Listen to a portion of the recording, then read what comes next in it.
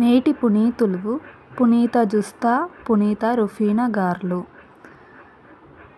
ప్రభువు ఇజ్రాయేలీయులను ఐగుప్తు నుండి తరలించుచున్న రాత్రి ఇదే. శనివారం, జూలై 19, 2025. మొదటి పట్టణము నిర్గమకాండము 12వ అధ్యాయము 37 నుండి 42 వరకు. ఇజ్రాయేలీయులు రామేసు నుండి సుక్కోతునకు బయలుదేరిరి. వారందరూ 6,00,000 కాల్బలముగా వెడలిరి.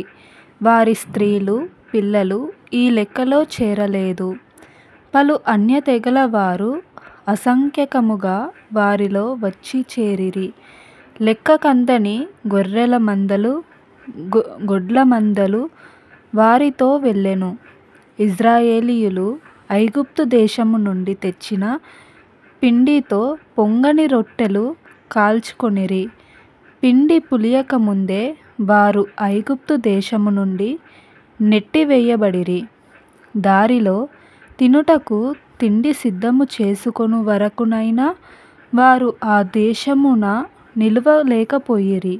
ఇజ్రాయేలీయులు ఐగుప్తు దేశములో గడిపిన కాలము 430 ఏండ్లు.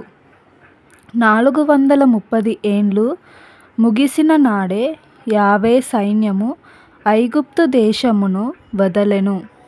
ఐగుప్తు దేశము నుండి తమను తరలించునందుకు ఇజ్రాయేలీయులు యావేకు ఆచరింపదగిన జాగరణ రాత్రి ఇది. ఇజ్రాయేలీయులు తరతరముల వరకు యావే పేరిట ఈ రాత్రి జాగరణము చేయుదురు. ఇది ప్రభువు వాక్కు.